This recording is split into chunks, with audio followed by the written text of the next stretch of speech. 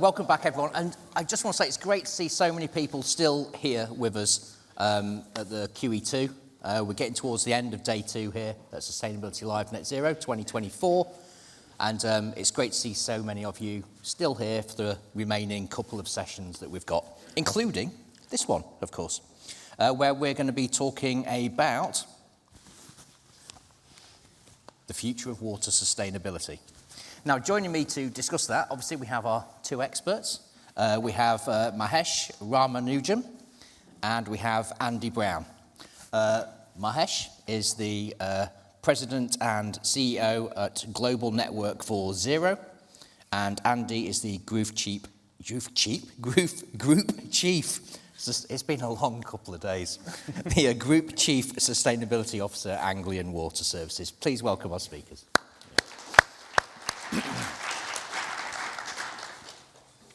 Okay, now we're going to throw out some questions from the audience later on, as we have with most of our panel discussions so far. So if you do have any questions as we go through the session, please do put your hand up, and if you can keep it up or try and catch my attention somehow, I will look around every now and again. But if you keep your hand up, then we will get a microphone out to you. We'll probably do that about halfway through the session, and because I've got a lot of questions for our panelists here right now. Okay, so let's kick right into this. And when talking about water resources, water security and sustainability, how do you view the current state of where we are, and what are the key challenges? Mahesh, go to you first. Yeah, thank you, Scott, for having us, and to Sustainability Live. It's great to be here. I thought a lot about this topic about water, and I have a little bit more to add when I talk about my own hometown where I was born. But before that, a couple of statistics for us to connect. The first one is 2 billion people, about 26% of our population, do not have safe drinking water. And it's not just about the water problem, it's about the sanitation problem. So when you look at this, 3.6 billion people lack access to clean sanitation. So this is a very complicated topic, particularly when you think about the vulnerable population all around the world. Then, with each 1 degree Celsius of global warming, we are looking at about 20% reduction of renewable energy sources. So when we think about climate change and we think about the water crisis, they go hand in hand. And I think largely we are focusing on emissions without focusing on water. Me and Andy were just touching on that just a bit ago. And we all love our mobile phones, our 5G network, our recordings and videos and whatnot. And we all want AI. But the issue with AI is you will be stunned to know that with each AI server running out there, we are costing up to 9 liters of water to operate per kilowatt of energy used. So giants like Microsoft, Google, Meta have committed to balance this, but I don't know how they're going to do it, because we need more supply of water to balance it. So I feel like the state of the union around water is not looking good. And I think we need to prioritize this as number 1 issue that we all need to tackle. That's our perspective. Okay. Andy, anything to add to that? Oh, yeah. So absolutely. It's very, very pleased to be here. Thanks for having me. We were just having a chat beforehand, and there's a phrase that somebody kind of used a year or so ago in a conversation with me, and they said, if climate change is a shark, then water are the teeth. So we are, water is where it bites, kind of first and hard. And I think we're seeing that, we've had, droughts followed by flooding, flooding followed by droughts, record broken after record, broken after record, broken. And so the way we've kind of thought about water, about managing water, living within and around water, has got to change as we think about, how we're going to adapt to climate change. I know this is a net zero kind of focused conference, but a lot of my career I've been working on the adaptation to climate change side. And you never want climate change adaptation to get in the way of that drive to get to net zero or to absolute zero. But we really, really have to be thinking about planning for the climate change that's not coming down the line that we're experiencing today. And if people haven't read it, I really would recommend going and having a look every year at the World Economic Forum Global Risk Report. Oh, is that not working? Clearly, no. Sorry, everybody. Did you hear any of that? I could hear it, yeah. It was working. He just wanted his 5 minutes of fame on the stage. I'm not going to sing, honestly. Right, okay. If you haven't read it, I'd really recommend looking at the World Economic Forum Global Risk Report every year. And what you'll see in there is that, so they interview stakeholders from around the world and kind of rank the risks over the next 2 years and over the next 10 years. Over the next 10 years, kind of 4 of the 10, or the top 4 of the 10, are all kind of nature-related, natural kind of risks. The fourth being kind of shortages in natural resources, water being one of them, and number 1 being extreme weather events. So, you know, water is absolutely kind of number 1, I think. Okay, so you obviously both agree that the water is the top priority. I obviously expected you both to say that. So what are some of the most effective strategies and initiatives that can be implemented to make sure we've got the water that we need moving forward? What do we need to do to make that happen? Yeah, I think, first of all, our lens of getting to net zero, part of this comprehensive plan to get to net zero, water is a critical component for us because it takes a significant amount of energy to generate, distribute, and preserve water. So we cannot lose sight of that fact. So from that perspective, our lens is that if I had to take the building sector as an example, because we all live in a household or we work in an office, we go to a hospital, we go to a restaurant, where the water use is pervasive, there are a lot of opportunities for us to really make water become more well-used, well-deployed. So starting with good water conservation practices, really trying to look at water fixtures. The technology has come a long way.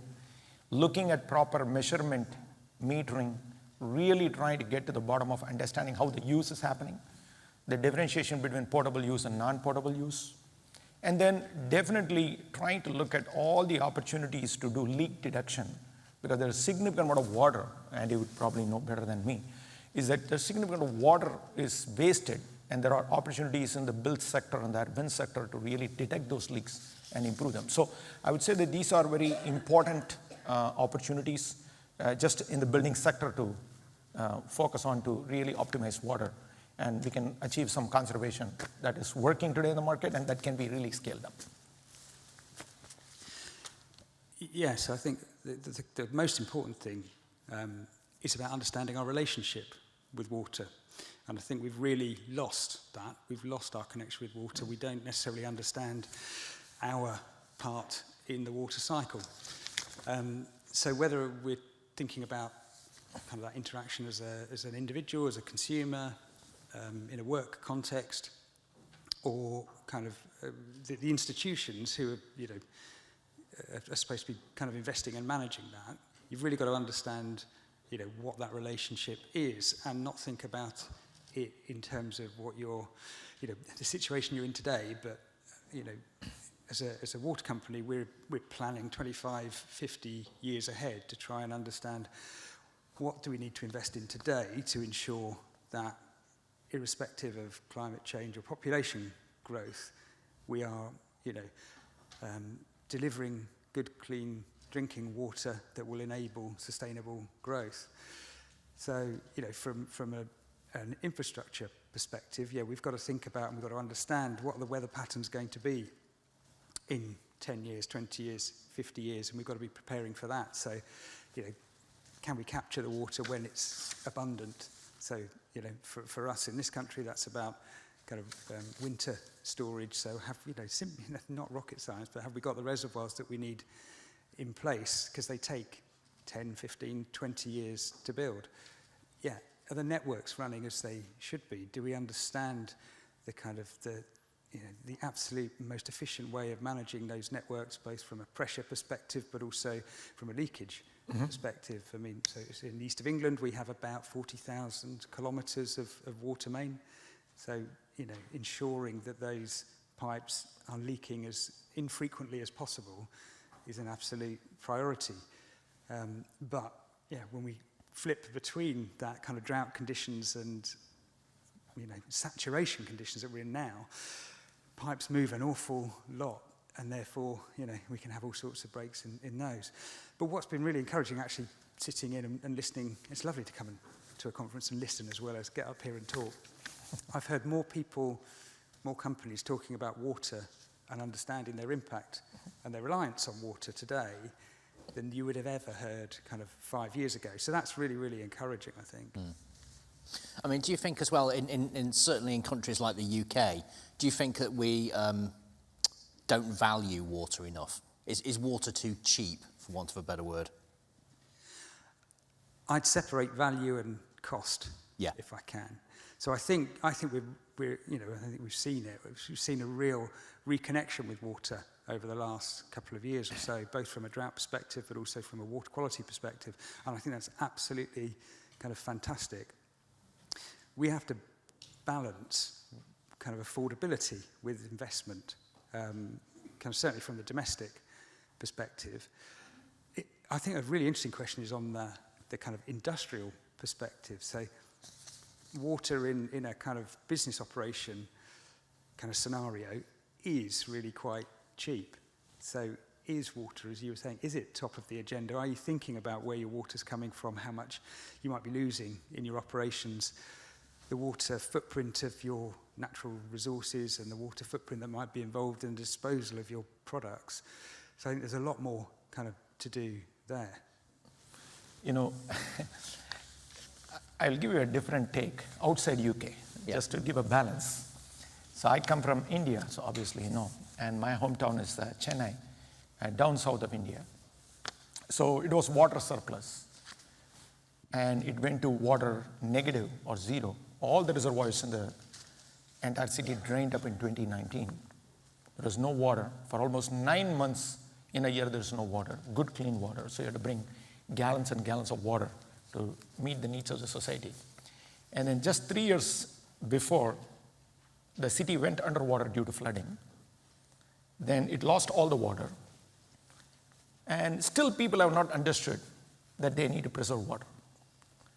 That really amazes me when you know that there is such a critical thing that you need to have. I would even argue that better than your gasoline, that you need water. You need water for everything.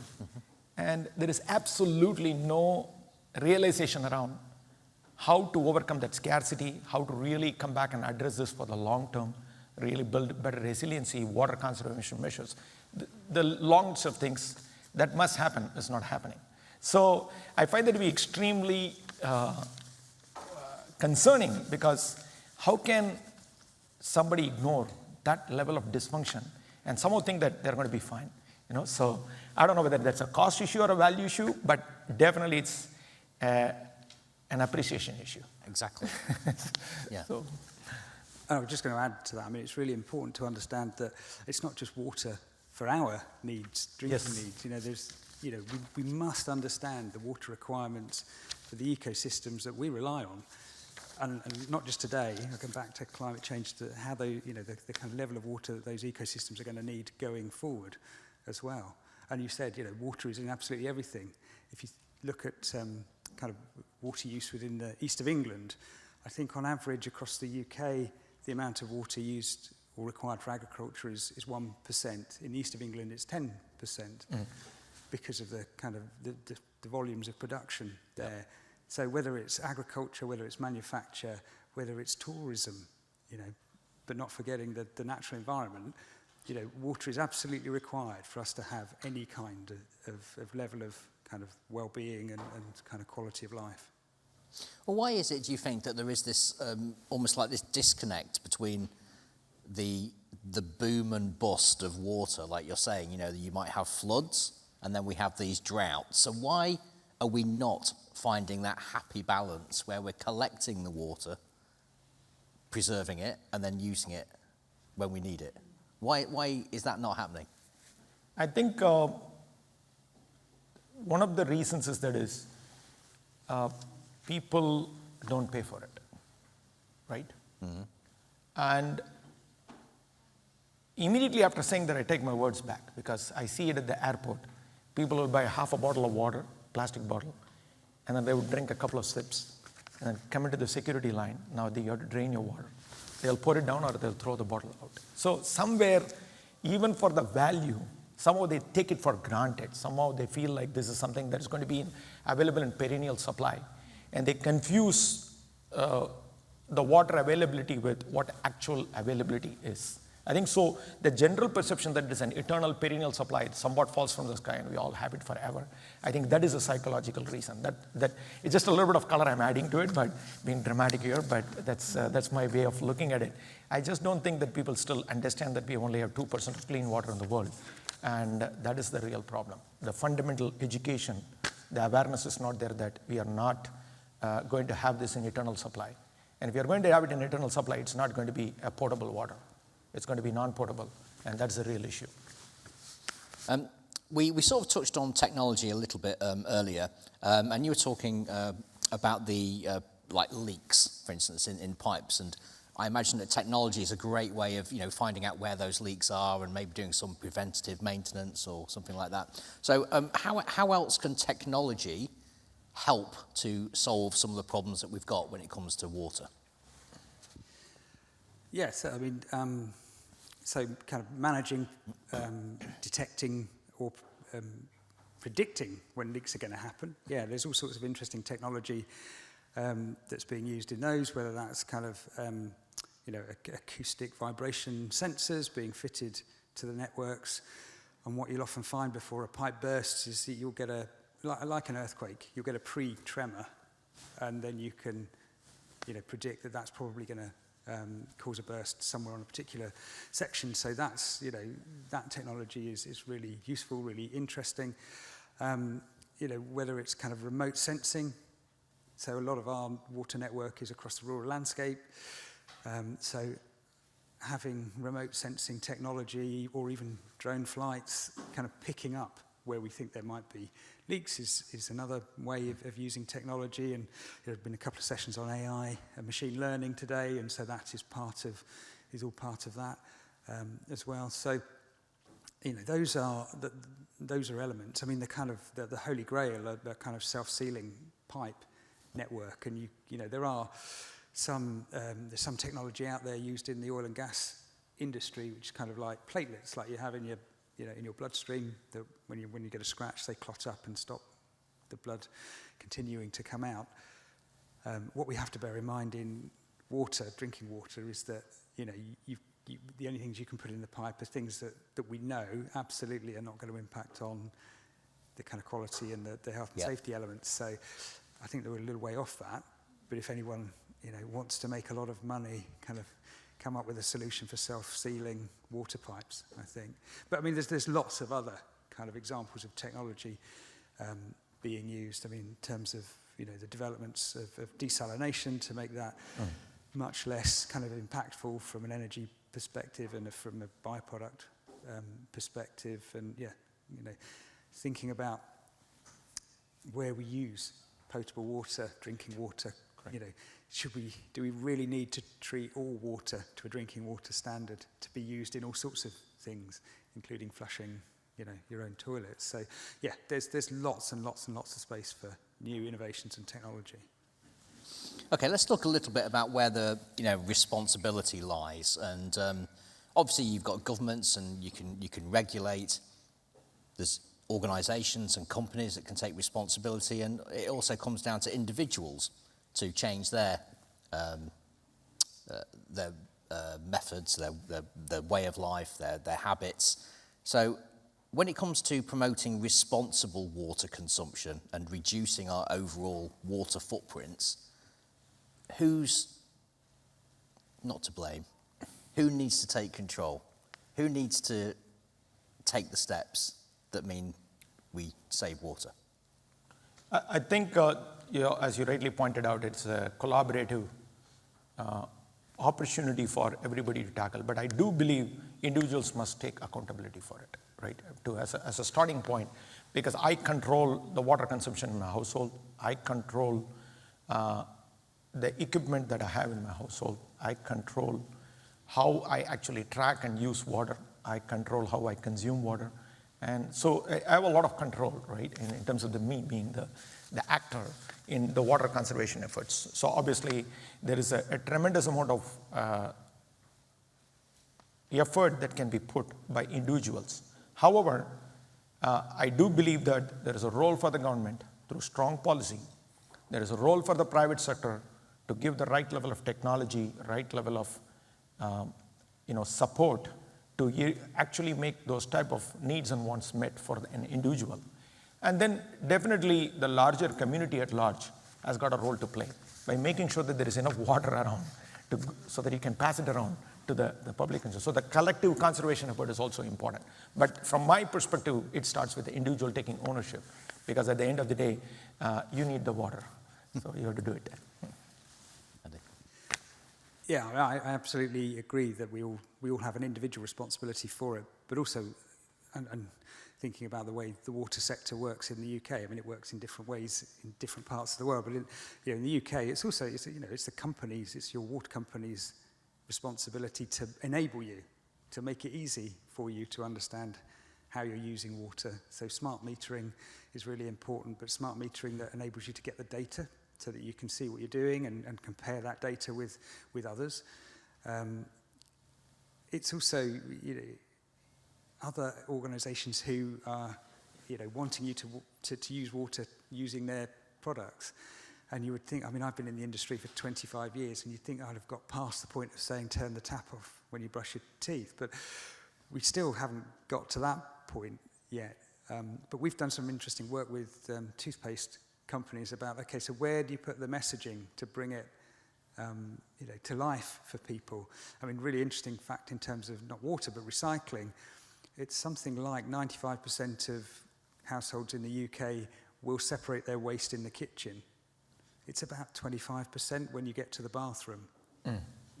So, even then, when you think, yeah, I recycle everything, I separate everything, it all goes in one bin in the bathroom. So how you get the message kind of front of mind up there is interesting. But we did show with GlaxoSmithKline and with the Aquafresh brand that if you place the messaging in the right place, if you make it meaningful for people, it can substantially reduce water use, and you can track that and you can prove that.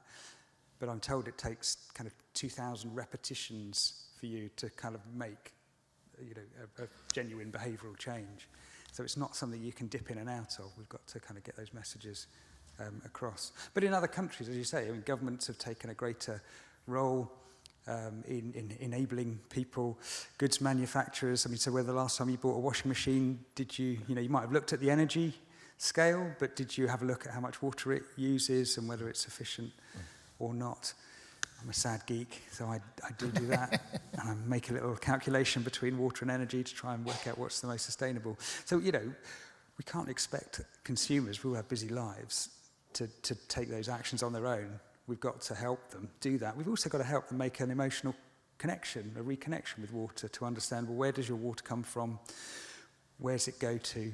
What should you be doing with it, and what shouldn't you be doing with it? And from a kind of an agricultural perspective, coming back to your technology point, there's an awful lot that can be done there, which kind of relates to how you might use water in your garden as well, in terms of understanding, well, okay, what is the water situation from a water resource perspective in the outside world? What's the weather forecast? Do I really need to be watering my lawn today? Do I need to be watering the fields at the moment if it's going to be raining in another 2 days' time? What's the soil moisture deficit? There are all sorts of amazing remote technology that you can distribute across a field now, which will tell you, what the soil moisture deficit is remotely, so you know whether to irrigate or not. So, yeah, I mean, I was about to ask you about agriculture, actually. So, obviously, the main considerations when it comes to water usage in various sectors, agriculture included, and other industries and households. So, what are the different factors that these different industries or different situations need to consider when it comes to their own water sustainability? I think the most essential element of all this is water conservation, right? So how do you really deploy water conservation specific to your specific scenario? In this case, for example, Andy touched on the concept of different equipments. So if you're on the built environment, you have a greater opportunity to look at your chiller plants, your dishwashers, and all those things that you talked about. But then if you're in agriculture, there is a tremendous opportunity for you to look at your irrigation systems, from the use of irrigation systems from traditional irrigation systems to a drip irrigation. So, those type of technologies are coming into a larger play. And then if you're in a hospital, what type of water consumption needs to happen from a healthcare point of view.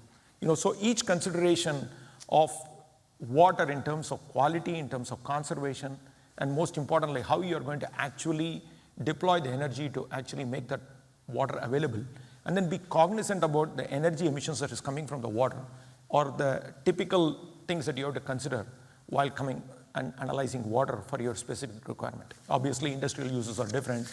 The chip manufacturing around the world is going on a rampage right now, and the water needs of that chip manufacturing facility is enormous. So are you going to make your own rainwater harvesting facilities? Are you going to bring in water from outside and you're going to get it through a treatment plant to get it back into the foundry?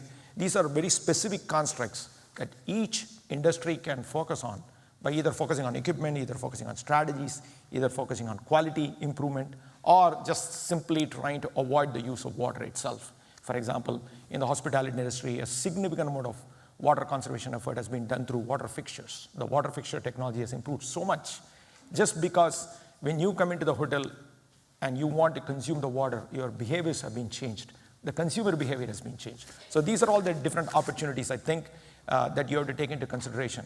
In short, you have to understand the use and then really map back the water conservation efforts that is customized to that particular group of assets or opportunities that we are talking about.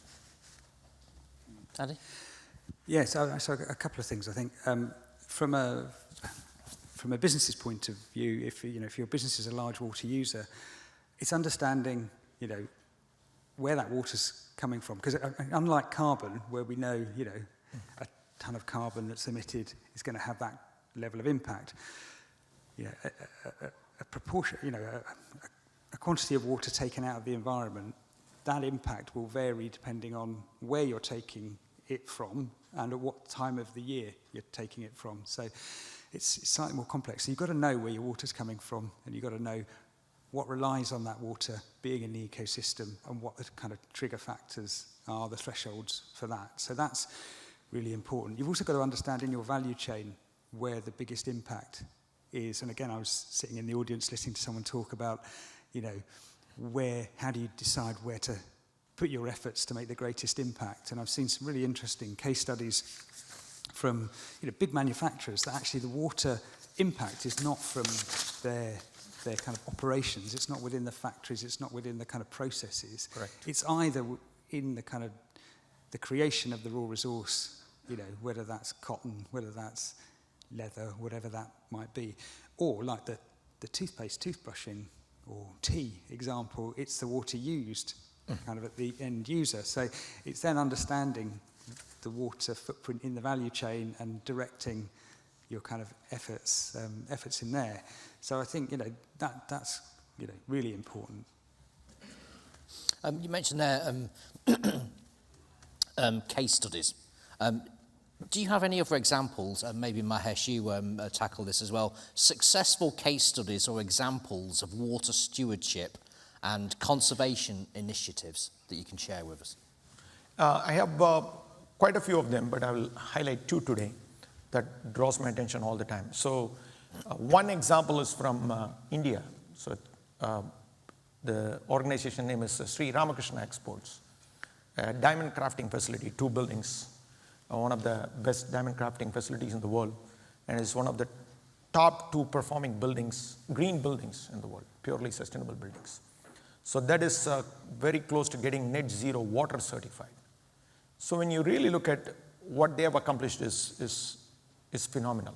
So looking at the equipment, looking at the ability to use zero hardness water to make sure that you prevent scaling and improve heat transfer in chiller plants, and really reusing the rejected RO water use, making sure that rainwater harvesting techniques are well deployed. smart metering techniques that you talked about is very well deployed. And holistically looking at water, not just from a building point of view, but from a community point of view to improve advocacy, improve water systems, and really trying to work with the local authorities to make this as a real case study for water consumption, conservation, and most importantly, preservation. So that case study, I would encourage everybody to look it up. It's pretty deep case study.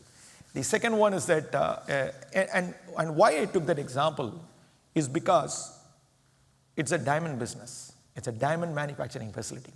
So now when you look at from the industry side, the diamond sector, the water use is very critical in the mining operations, but it is also the most dirty form of water, if I may use that word, comes from those mining facilities. So enormous water is used.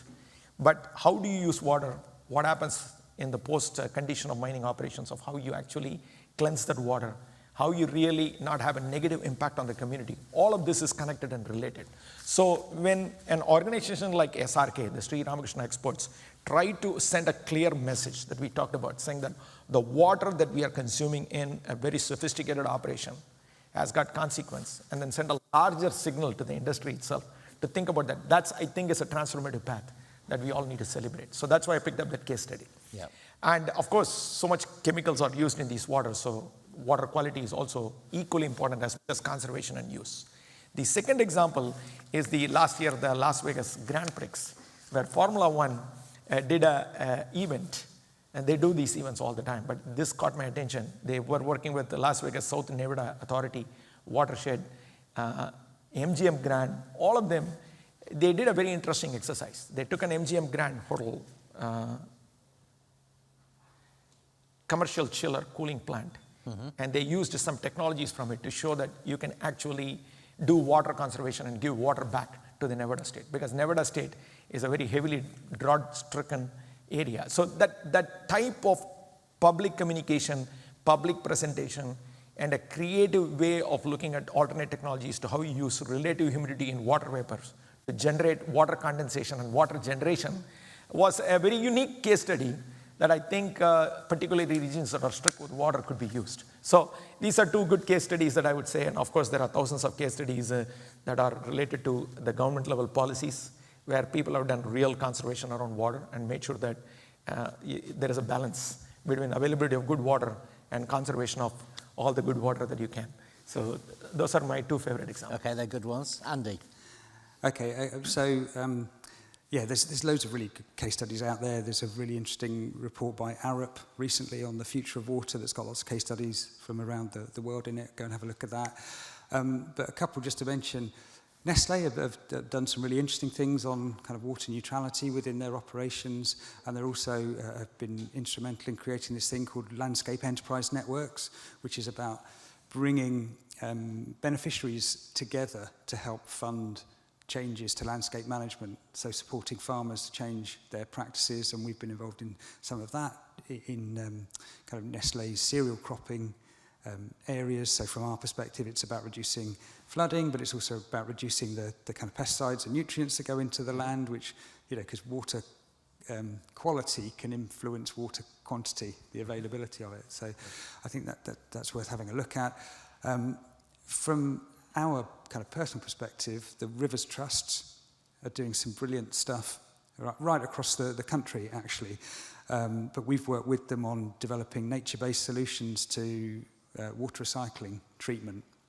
So rather than building energy-intensive kind of phosphate stripping processes, which would require concrete and chemicals as well, building a natural treatment system on the back of a traditional treatment works, which delivers the quality enhancements we need, but delivers greater biodiversity, delivers kind of social value as well. So that's been really interesting, and they're now starting to become more common. We're hopefully building another 26, I think, of those kind of through our program at the moment. The other one is thinking into the future is around how we build the next generation of reservoirs. So we know how to build reservoirs which are, you know, robust in terms of collecting the water we need and providing that to customers. We also know how to build great biodiversity within it and recreational opportunities. the next set of reservoirs that get built, whether that's here or anywhere in the world, need to also think about what contribution can they make to the wider system. So how can they support precious wetland habitats that require water, and particularly thinking about the changes from a climate perspective? How can they support agriculture? So how can they feed agricultural irrigation systems? It's much cheaper to work on that when you are building a large resource than to try and do everything independently. And we're in the kind of early stages of designing 2 new reservoirs for the east of England at the moment. And we did some work which said, if we could gather a further £1 billion of investment outside of what we can pull together from a regulatory investment perspective, you could unlock £5 billion worth of environmental and social value. So that's the kind of next step. How can we work together? How can we work outside of traditional silos to deliver common objectives? Well, that brings me nicely on to the next question, really, which was how can public-private partnerships and cross-sector collaborations drive the kind of positive change that we're talking about when it comes to water management and protection? Do you think that public-private partnerships are essential? Absolutely. You know, the public investment into building water infrastructure, be it stormwater, be it clean water, be it all kinds of water, is enormous, right? It's already happening, but it's still insufficient. I mean, the large amount of money is missing, particularly in assuring quality and whatnot. Even in countries like United States, this is a huge challenge. Forget about the developing countries. The developed countries have this challenge. So definitely, initiatives and investments, and most importantly, engagement from the private sector is crucial to close the gap. Now, also the private sector can play an enormous role in helping population in these vulnerable regions around the world. Because what we cannot ignore is that any impact on water is a direct impact on the vulnerable population around the world. And water conservation is a critical requirement for climate resiliency. It offers the right level of resiliency to human beings to survive during a climate exigency. So from that perspective, any investment that we can get in addition to the government is useful, because I also want to give a very special focus on the undue burden that is caused by the lack of water conservation efforts in these vulnerable regions on children and women. And it is a huge sanitation challenge as well. So from that perspective, a public-private partnership well structured in these vulnerable regions could be not only drive the necessary change or changing lives, but it will also save lives. And that is something that we cannot ignore. So in short, it's a must, it's essential, and more investments are welcome. And to touch on the last point, just to give a very small perspective, the United States government released $1 trillion in Infrastructure Reduction Act. And a significant amount of money went into energy conservation, batteries and mobility and whatnot. But water, when you go back and look at it, you have to just find the word water somewhere in that big, huge policy that has been created. So even the government struggled to make the necessary allocations. So in that context, more money from the private sector and business models could really improve the situation. No, brilliant answer. So not much to add on top of that. But yeah, I absolutely agree. And I do wonder how, in developing and managing and protecting our kind of wetland systems, what role can businesses play when thinking about carbon sequestration, carbon offsetting, biodiversity net gain, biodiversity offsetting. So I think we're starting to get some windows of opportunities for that, which I think is really, really, really exciting. And then, of course, the other collaboration. So collaboration about the future of the kind of policy framework. And a shout out for one of our competitors, one of the other water companies, that they've just released some interesting suggestions, which is called SWAN, and see if I can get this right. Sustainable Solutions for Water and Nature, I think it stands for. And that's a kind of collaboration between Wessex Water, the RSPB Wildlife Trust, and a few others, coming up with some really interesting suggestions about, okay, how might the kind of policy framework and the kind of collaborative setting and ownership of, the future of water be put together. So go and have a look at that. Okay, I did say at the beginning that I'd ask or give on opportunities for any questions. If anyone has a question, yes, at the back there. Amber, could you keep your hand up, please? Thank you. And just please state your name and where you're from before the question. Thank you. Thank you. Julia from SoftServe. I have a question. During the recent race to zero, there is more and more interest rising in the hydropower plants. What is your perspective from the water conservation topics, and what do you personally do with this issue? Thank you. Don't all fight at once. Who wants to go first? I'll give it. Well, I think I missed the very crucial element right in the middle there. Hydropower. Hydropower plants. Right, okay. Apologies. So I come from the flattest region in the UK. So hydropower is not something that we have a lot of kind of direct connection with, unfortunately. So I don't know whether, perhaps not best place to answer that one. I think it is not for everybody. It depends on your region. For example, Canada is big on hydropower, and they really believe that has helped them to keep their energy costs low, energy emissions low, and most importantly, it is giving them the necessary resiliency within the local geographies. But at the same time, we all know that any hydropower plant, while it is giving all the benefits of water, it has got a huge impact on the environment, and it creates a significant disadvantage to the localities and the communities, particularly in the context of displacement. So anything existing is okay, but anything that is going to be formed newly is very controversial, and it can cause migration issues. Now, having said that, at the end of the day, if that can make water available to the communities that the plant is being established, and if those water could be actually repurposed and made available as potable water to the larger public after use, that would be always a welcome move from a water point of view. But from an energy point of view, there are some real challenges to tackle. And this is one area where clearly water and energy go either hand in hand or in conflict with each other. It's one of those real case studies of climate change.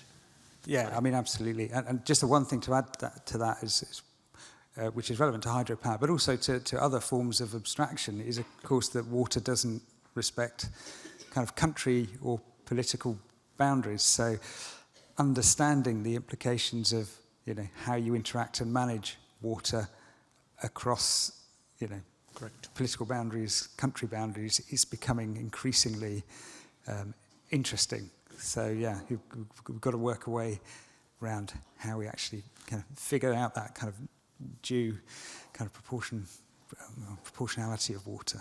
Yeah, absolutely. We don't have time for any more questions, I'm afraid. Actually, no, you did have your hand up earlier, didn't you? Let's take one more. Where's Amber? Down here. We can give it him from here. If you could please keep your question brief and your answers brief as well, please. Sure. Thank you. Will do. Thank you. Hi, my name is Joel. I work on a large-scale indigenous land regeneration project. And my question might be difficult to keep it succinct for you guys to answer, but how do you think the privatization of water has changed our relationship with water? Wow, how do you give a short answer to that?